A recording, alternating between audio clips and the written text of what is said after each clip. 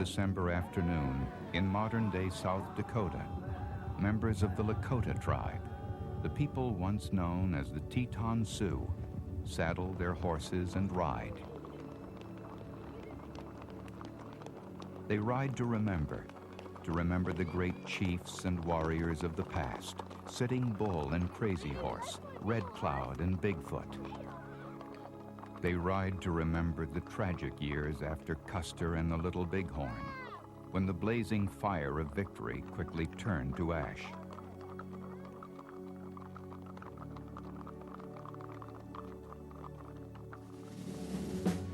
Pursued by troops and forced onto reservations, the Lakotas and their friends and allies, the Cheyennes, were told that the only way they could survive was to obliterate all traces of their way of life. They must kill the Indian in them to save the man.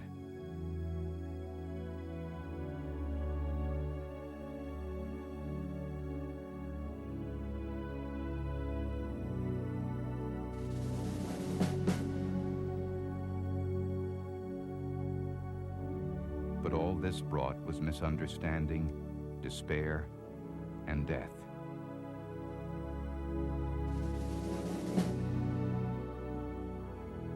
They want us to pull ourselves up by our bootstraps.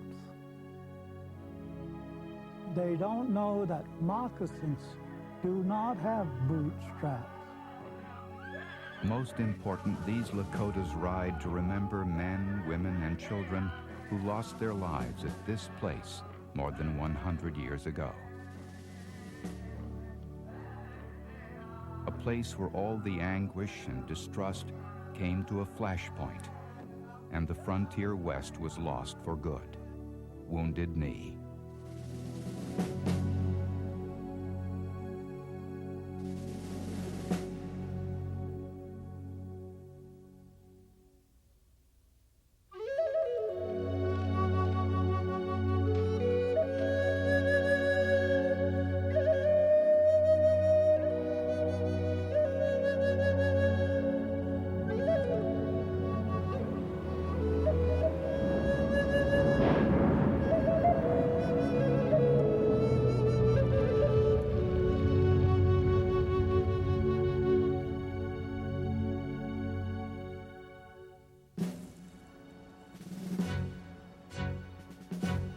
November 1876, 5 months since the death of Custer and his men at the Little Bighorn.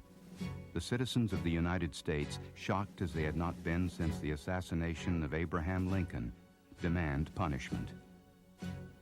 The Lakotas and the Northern Cheyennes in that great village on the Little Bighorn could not have had any sense of the reaction of the American people to what happened on the Little Bighorns. They were minding their own business in that Little Bighorn Valley when they were fallen upon by a whole regiment of cavalry under General Custer. They were the aggrieved parties, and they would have had no sense of the sense of grievance that the American people felt at the loss of so large a portion of Custer's command.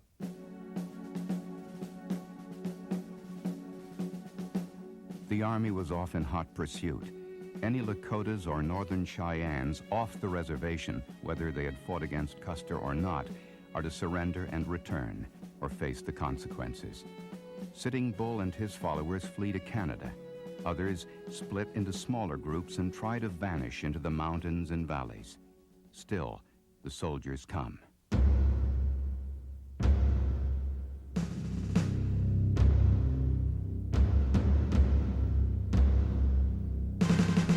Little Wolf, a great chief of the Northern Cheyennes, wants no war. But when Custer fell, Little Wolf and his people were off the reservation, headed for the great camp on the Little Bighorn. They arrived just hours after the big battle. Another chief of the Northern Cheyennes, Dull Knife, had been a famous warrior in his youth. Now he too wants peace. But some of his men had fought at the Little Bighorn. Dull Knife leads his people to safety in the Bighorn Mountains of Wyoming. They are joined there by Little Wolf and his band.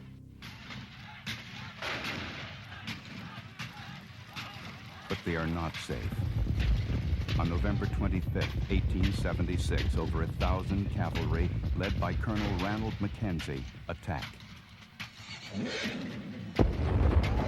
Most of the Cheyennes manage to escape, but 40 lose their lives, and all their teepees and food supplies are destroyed.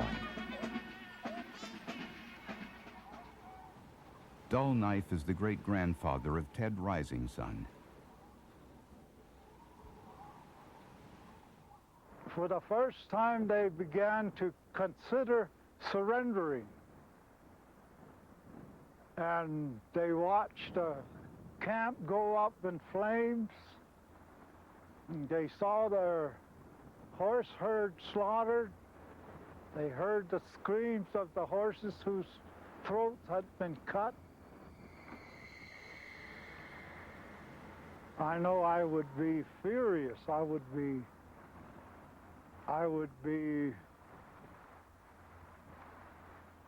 justified in killing somebody.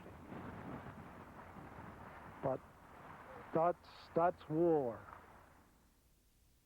Army Private William Earl Smith, one of the soldiers at the Dull Knife battle, writes a poem. We soon overtook them as frightened they fled, cut off the long hair that they wore on their head. No mercy, so loud was our cry. Have vengeance for Custer, brave soldiers, or die. The anger of the Northern Cheyennes is no match for the relentless soldiers in the harsh winter. Come spring, Dull Knife and Little Wolf surrender. They think they will be given a reservation in this, their homeland. But Little Wolf and Dull Knife are told that they and their people will be sent south to the Indian Territory, now the state of Oklahoma, far away from the land they treasure.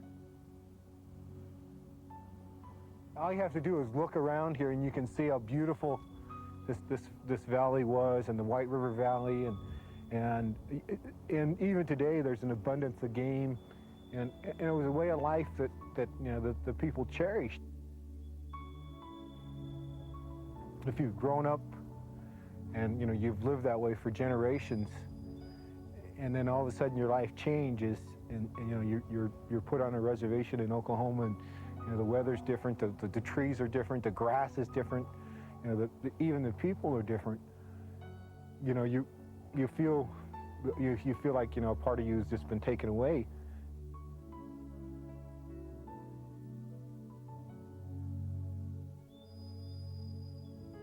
Life in the Indian Territory is an unending nightmare. Already meager rations and goods are stretched to virtual non-existence. Meat is spoiled and rotten. The climate is hot and miserable. The stench overpowering. Being weakened by malnutrition, they began to get sick and fell prey to the diseases of the Southland. And that's when they began to pressure their leaders. Take us home. We want to go home. We can't live down here. Famine and disease, malaria, dysentery. In the first 2 months, 70 die of measles and starvation. The repeated pleas of Little Wolf and Dull Knife to head back to the north are rejected by the government. Finally, in September 1878, they take matters into their own hands. Nearly 300 Cheyennes escape into the surrounding sandhills, heading back to Wyoming and Montana. Orders to return to the reservation are ignored. Little Wolf sends a message. We are going back north, as it was promised we might, when we consented to come down to this country. There the hunting is good, the water is pure, heat not great, and little sickness and death among our children. We intend to go peacefully, without injuring or destroying any property of the white man on the way. And we will attack no one unless we are first molested. Dull Knife's daughter, the grandmother of Ted Rising Sun, is one of those who fled. She used to say, "Why did they do that to us when we were only coming home?" She couldn't understand why they would be shot at, harassed, when all they were doing was coming home. Tears used to run down her face when she said this, when she told these stories.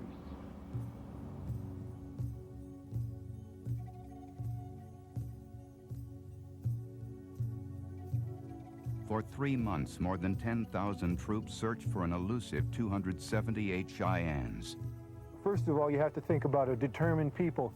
They're interested in getting back to their home, and that they're going to try to do anything they can to get back to their home, but also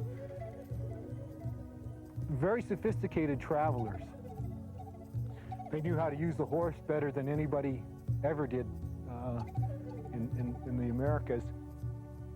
And they traveled at night, and they traveled quickly. They could cover 50, 60 miles a night with little or no problem. It is an astonishing 1,500-mile exodus, but weariness and diminishing supplies take a toll. Little Wolf and Dull Knife split up. Little Wolf heading on toward Montana with the younger Cheyennes, Dull Knife planning a quick run to the Pine Ridge Agency in Dakota Territory. There he will ask that his people be taken in by Red Cloud and the Lakotas. Once again, winter is the worst enemy. In a howling December storm, Dull Knife's band, 149 men, women, and children, are discovered by the Army. They are taken to Fort Robinson, Nebraska, and confined to a barracks building. Soon, Dull Knife learns that his people will be returned once again to the hated Indian Territory. Captain Henry Wessels, the commander of Fort Robinson, is warned by Dull Knife. Tell the Great Father that Dull Knife and his people ask only to end their days here in the north where they were born. We cannot live in the south. Tell him if he lets us stay here, Dull Knife and his people will hurt no one. Tell him if he tries to send us back, we will butcher each other with our own knives. Wessel's response is to cut off the barracks' rations of food, water, and firewood to force the Cheyennes into compliance. He has underestimated their determination. They were all together, it was all one mind. When you make that kind of resolution about, what you're going to do with your life, or, how you're going to, what's going to happen, sometimes there's a lot of relief. And so I would imagine that some of those people were relieved that they were going to, that they were going to die. January 9th, 1879. As dusk falls, warriors in the crowded barracks pry up floorboards and remove hidden ammunition and guns, including a carbine captured at the Little Bighorn. A lot of the children are crying. I remember my great-grandmother talking about a dream she had just before they broke out, about being cold, and she was hungry. Her grandpa and her grandma were there, and she woke up and she was crying, and her grandpa was holding her, and her grandma was holding her and telling her not to cry, and she said there were people were singing their death songs.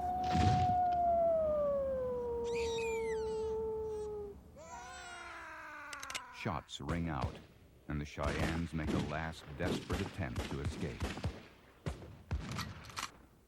They are hopelessly outnumbered, but it doesn't matter. Death is better than captivity. This Cheyenne woman's father-in-law, Three Fingers, was a 6-year-old boy inside the barracks. Immediately, the soldiers opened fire and began shooting at the Cheyenne people. They scattered in all directions. Three Fingers and his mother took off toward the hill, and Three Fingers' mother got shot in the back and fell over. She told her son, "Keep running. They have killed me." The survivors head for the White River and the river bluffs, but by morning, 30 Cheyennes are dead and 35 taken prisoner. Over the next weeks, most will be captured or die. I suppose from the white viewpoint, you could look on it as a rather stupid decision, a suicidal decision. But in retrospect, we have to pay great tribute to these people to form the resolve that they did and then to carry it out. At the same time, we have to be very critical of government policies that were so inflexible that they could not adjust to the spirit of these people, and to military practices on the local level, which were not very well thought out. The reality of what happened here was that this was the end of the Cheyenne people as a fighting nation. You know, our people were so decimated and so destroyed that only what you had left was remnants of a people. To the north, Little Wolf receives the news of the Fort Robinson outbreak and its deadly outcome with helpless horror. Eventually, he and Dull Knife and the tiny handful of Cheyennes who miraculously have thwarted all manner of disaster are allowed to settle on reservations in the north. It is all they had ever wanted. They no doubt loved their homeland just as we love America today. And they were willing to fight for it, to die for it, to make any sacrifice.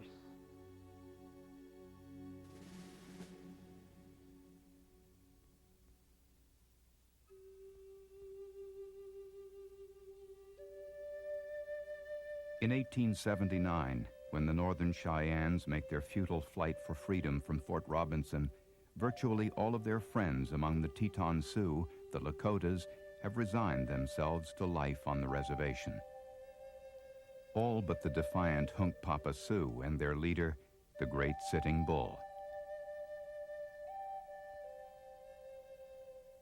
From his sanctuary in Canada, Sitting Bull views the American reservation system with disdain. Asked to return to the United States, he bluntly replies, "If you think me a fool, you are a bigger fool than I am."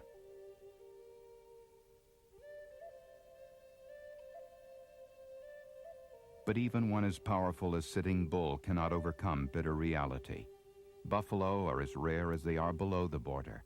The Canadians have trouble feeding their own native people, much less the exile Hunkpapas. With each passing year, more and more of Sitting Bull's followers quietly slip back south to the reservation. Finally, uneasily, Sitting Bull joins them.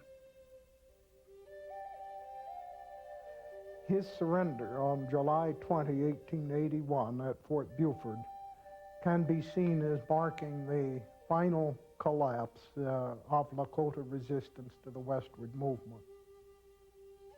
With Sitting Bull's return to the reservation, there are no more free Lakota.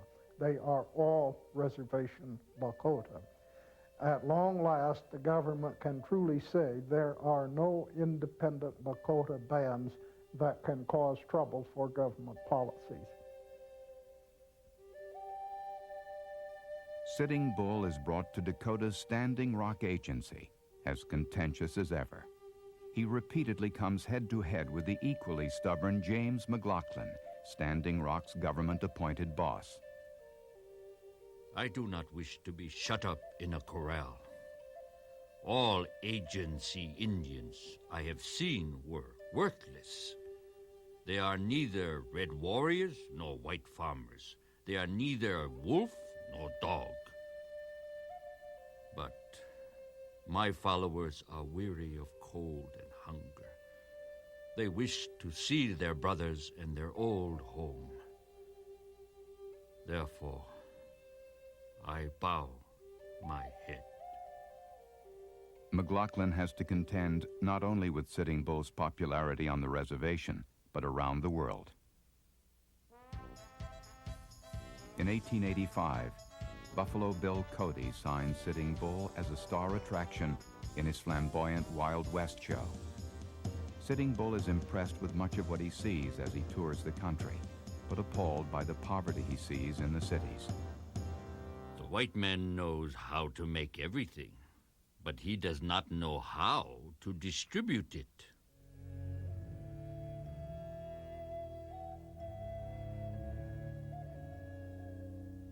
More often than not, any chance to get the white man's goods distributed fairly to the Lakota peoples is hampered by ineptitude and gross corruption.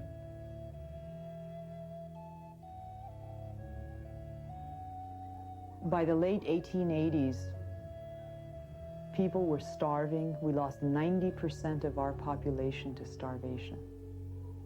There was inadequate food supply. There was no livestock, no wild game to hunt. The Great Plains antelope had been hunted to extinction. The buffalo was almost killed to extinction. Some of the last bears were killed.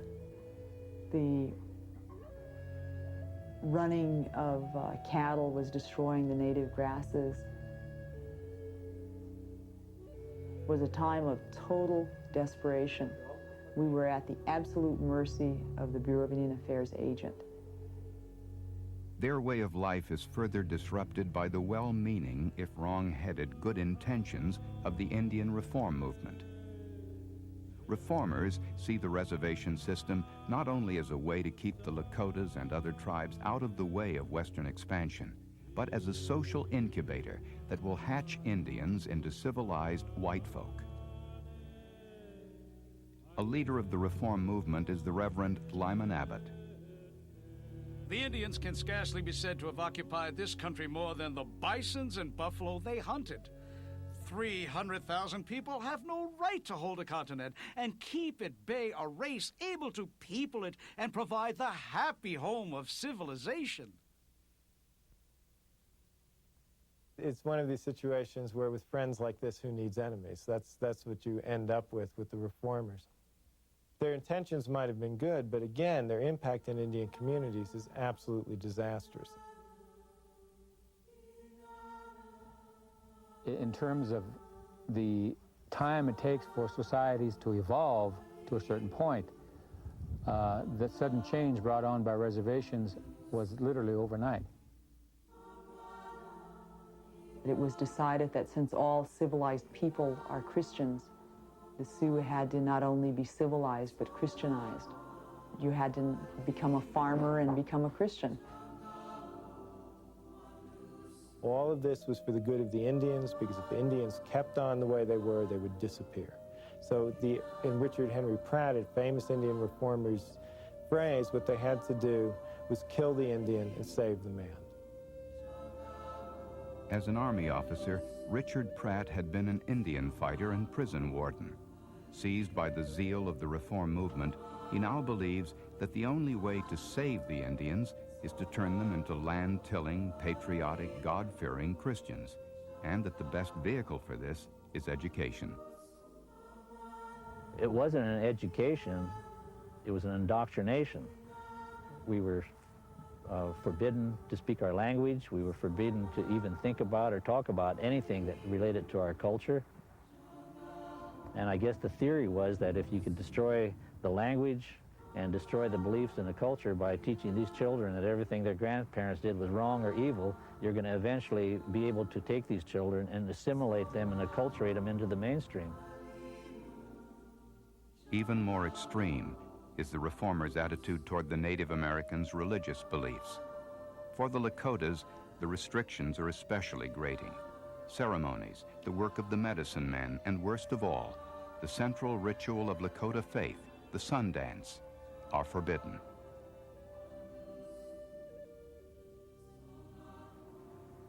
We find that as Indian people to be really an irony in that a lot of the settlers came over here to get away from persecution for their religious beliefs in Europe, and they turned right around and did the same thing to the indigenous peoples here.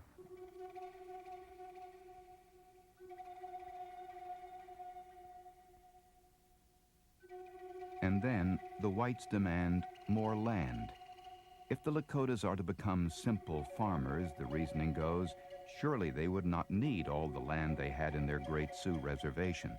Fewer than 10,000 Lakotas live on more than 43,000 square miles, an area slightly larger than the state of Ohio. They came out and they told about the 10 Commandments. Thou shalt not steal, thou shalt not kill, thou shalt not tell lies. They preached that to the Indian people, while at the same time the government was behind them, trying to get all the land it can and all the resources of the land.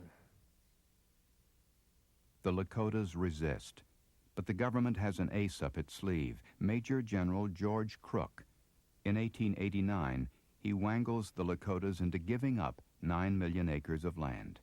The Great Sioux Reservation is divided into 6 smaller reservations.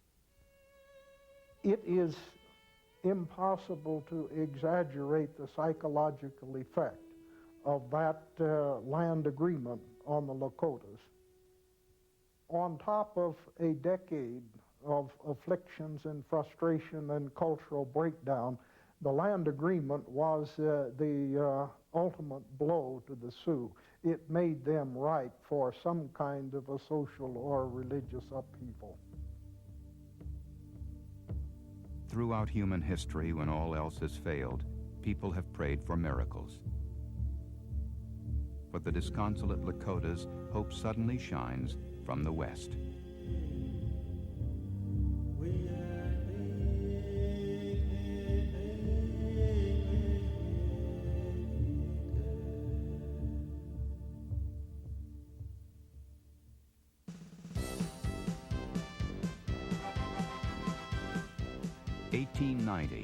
In the November 19th edition of the Omaha World Herald, right below an advertisement for Radway's pain reliever, appears a small headline announcing the new Christ of the Indians. In that news lurks the seed of the final outburst of the Indian Wars.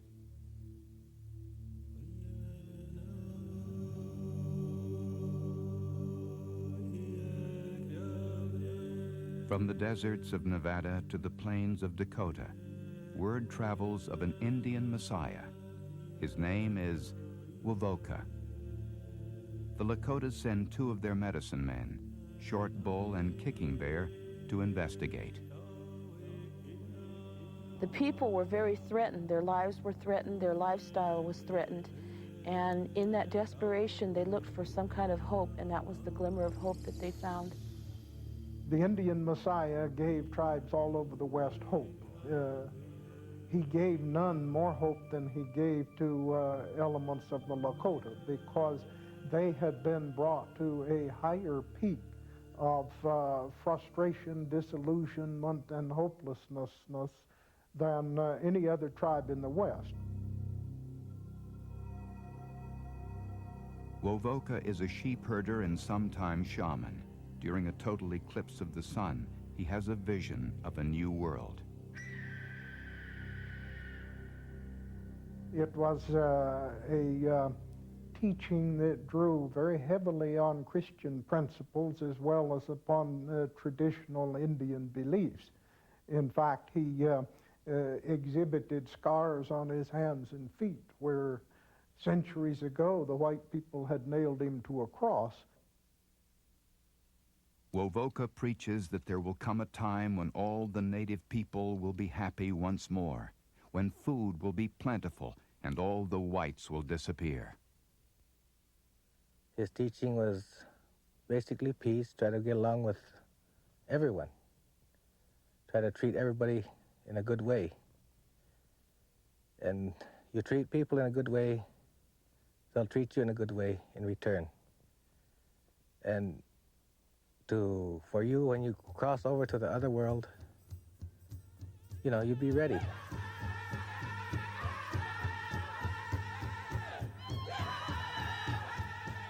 Wovoka says that essential to getting to that other world is a special ghost dance that must be danced for hours and days until ghosts of the dead and glimpses of the promised land come into view.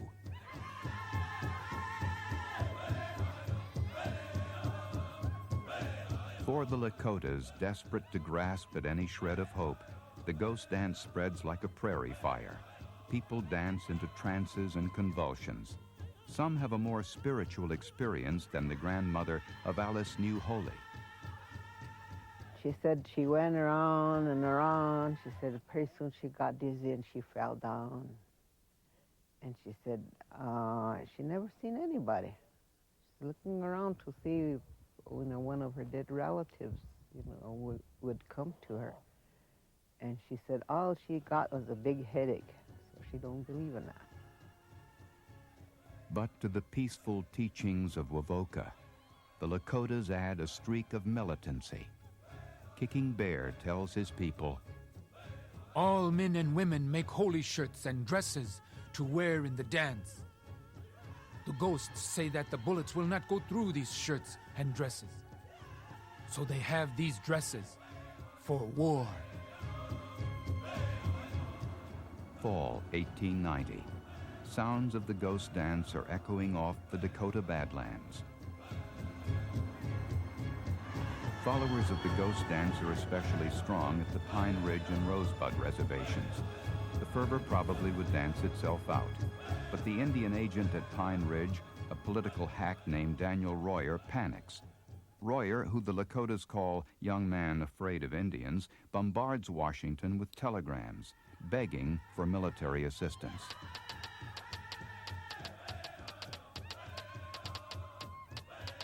The police force are overpowered and disheartened. We have no protection and are at the mercy of these crazy dancers. Finally, on orders of President Benjamin Harrison, General Nelson Bearcoat Miles sends troops to Pine Ridge and Rosebud. Frightened ghost dancers literally head for the hills, holding up at a hideaway in the Dakota Badlands called the Stronghold. Once again, the American public is stirred into an Indian-fearing frenzy. And once again, their fears are fueled by screaming headlines.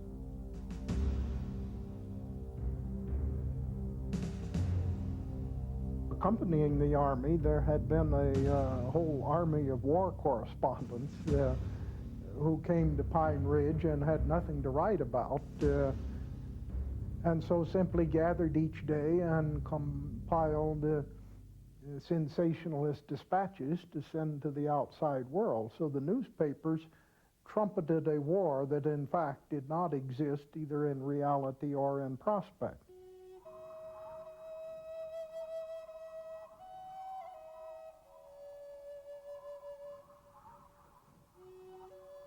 Fall turns into winter, the time the Lakotas call the moon of popping trees. From the Standing Rock Reservation, Sitting Bull watches the ghost dance mania with great interest. He has experimented with the dance, but cannot accept a religion founded upon the teachings of Christianity. I do not know what to believe. If I could dream like the others and visit the spirit world myself, then it would be easy to believe, but the trance does not come to me. It passes me by. I cannot give up my Indian race and habits. But Standing Rock's agency boss, James McLaughlin, believes the ghost dance is just Sitting Bull's kind of mischief. He orders Sitting Bull's arrest. Dawn, December 15th, 1890. Hearing that Sitting Bull is planning to join the ghost dancers at the Stronghold, McLaughlin sends 43 Lakota policemen led by Henry Bullhead to Sitting Bull's log cabin on the Grand River. Sitting Bull was not afraid, one of the policemen said.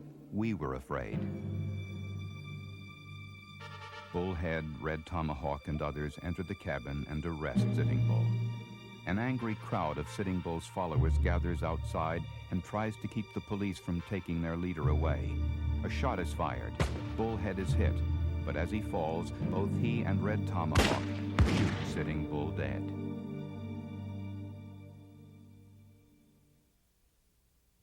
Whether or not they intentionally had Sitting Bull killed, it certainly fit into the scheme of things that he was killed. It took away that that possibility of Sitting Bull being supportive and giving an impetus to the ghost dance movement.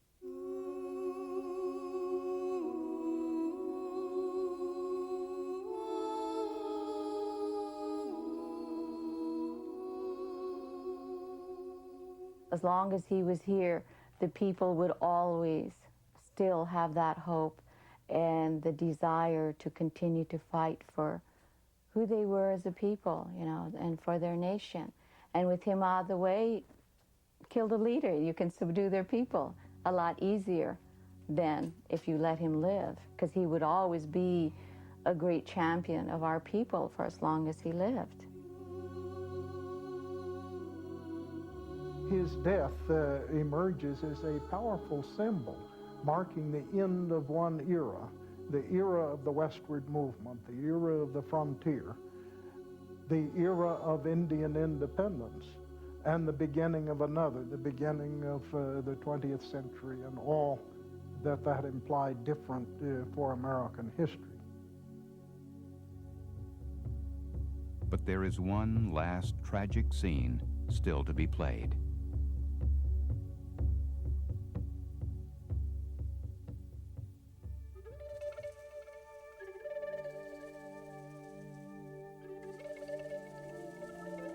With the death of Sitting Bull and the government's still escalating ghost dance hysteria, terrified Lakotas find themselves in flight once again.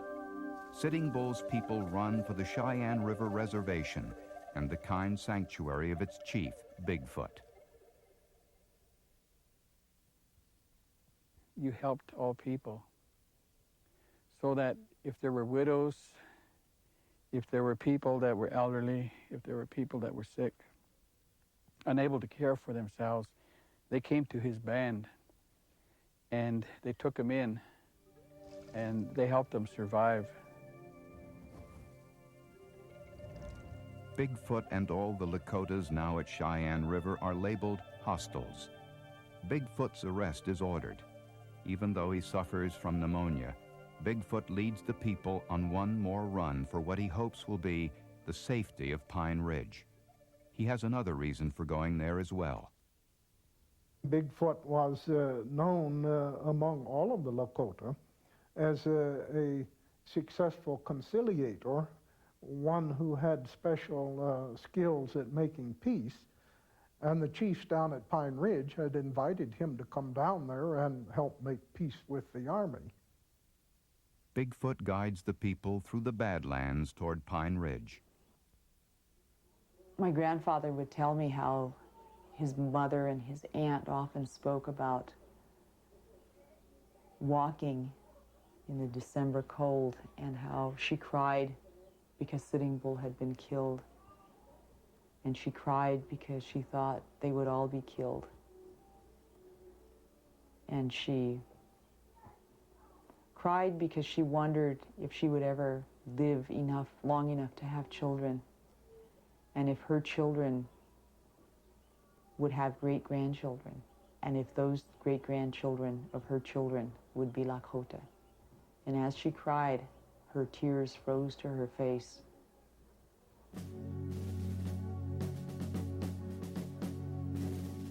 December 28, 1890. Bigfoot is discovered by a squadron of Custer's old 7th Cavalry. Bigfoot agrees to go with them to their camp about 20 miles from Pine Ridge in the valley of Wounded Knee Creek. There, the troops and the 350 Lakotas are joined by the rest of the 7th Cavalry, led by Colonel James Forsyth. The Lakota encampment is totally surrounded.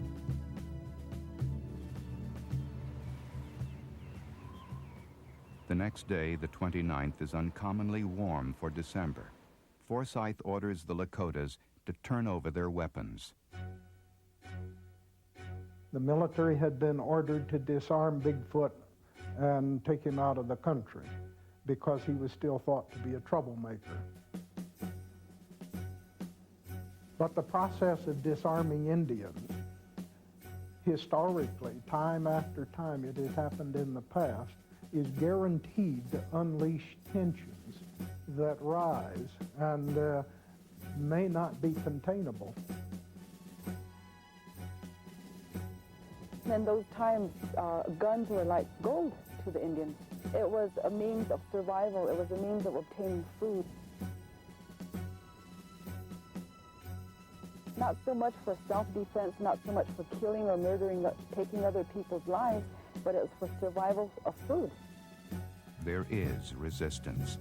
A medicine man exhorts the ghost dancers among them to defy the order, reminding them that their ghost shirts render them invulnerable to white bullets. It is the final confrontation of the Lakotas and Custer's 7th Cavalry.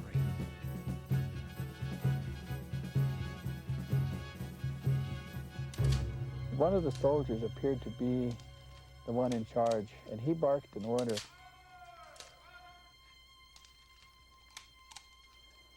All of the soldiers slid cartridges into the chambers.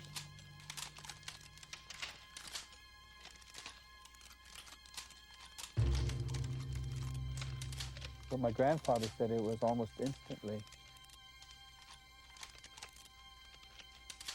He said there was another loud command, and at that point in time, it just seemed like the thunders and the sky opened up. As the shot rang out, all the guns fired as one. Grandpa Beard used to say that he described the gun shooting as if you would take a piece of canvas and just tear it slowly.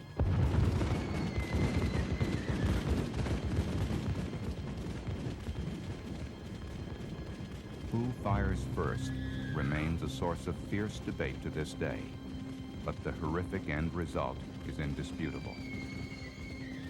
The smoke was about this high off the ground. You couldn't see nothing.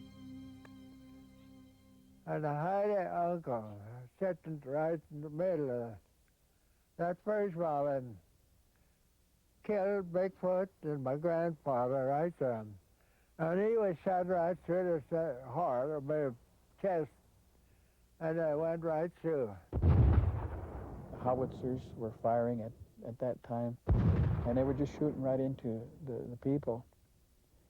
And he saw a lot of soldiers fall, but these soldiers were in line of fire from the other side.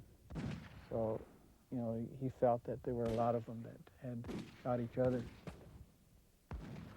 There's a ravine right on the coast, and all those kids was heading for that ravine, and they followed him and shoot him down.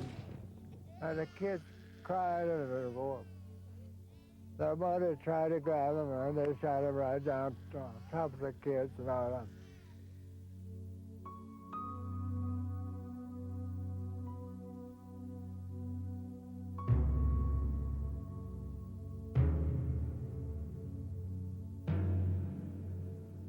When the shooting at Wounded Knee finally stops, 25 soldiers, more than 200 Lakotas, and Bigfoot are dead.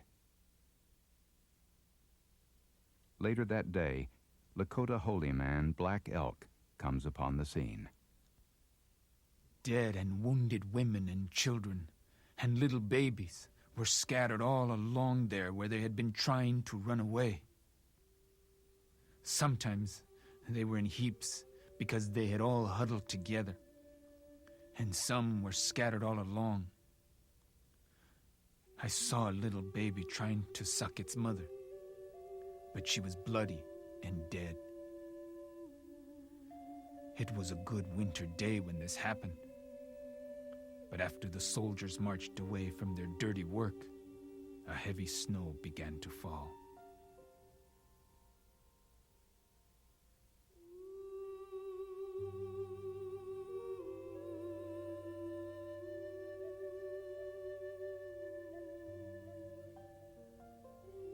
Four days later, a working party headed by a man named Paddy Starr arrives at the site. Paid $2 a body, they bury the Lakotas in a mass grave.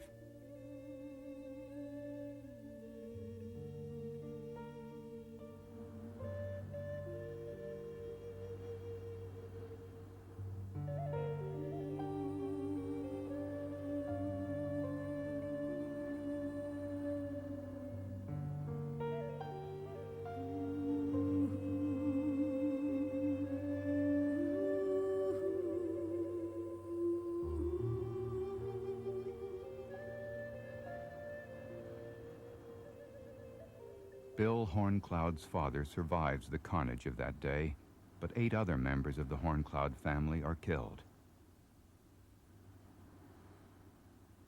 It's quite a thing when you realize that you will never see them again in this life. So that while I'm talking about this, the only solution I could receive would be to offer my prayers to the Great Spirit, who is taking care of us when he put us on this continent. And that way I'll feel a little better by saying a prayer for my relatives who are buried here.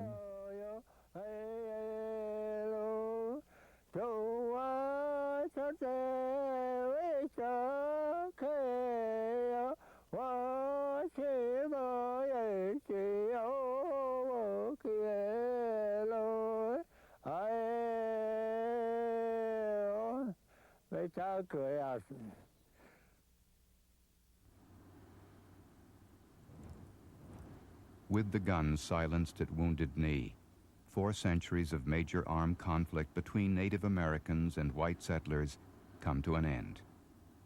In that sense, the West is finally, decidedly lost. But nothing has ever killed the spirit.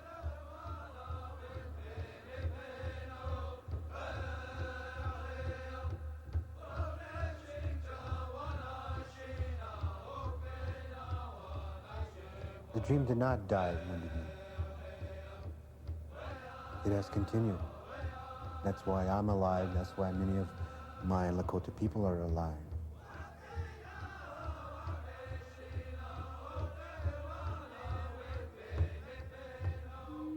What the future holds is a dream. As long as we live, as long as we continue to pray, we will continue. And the dreams of our ancestors will never die.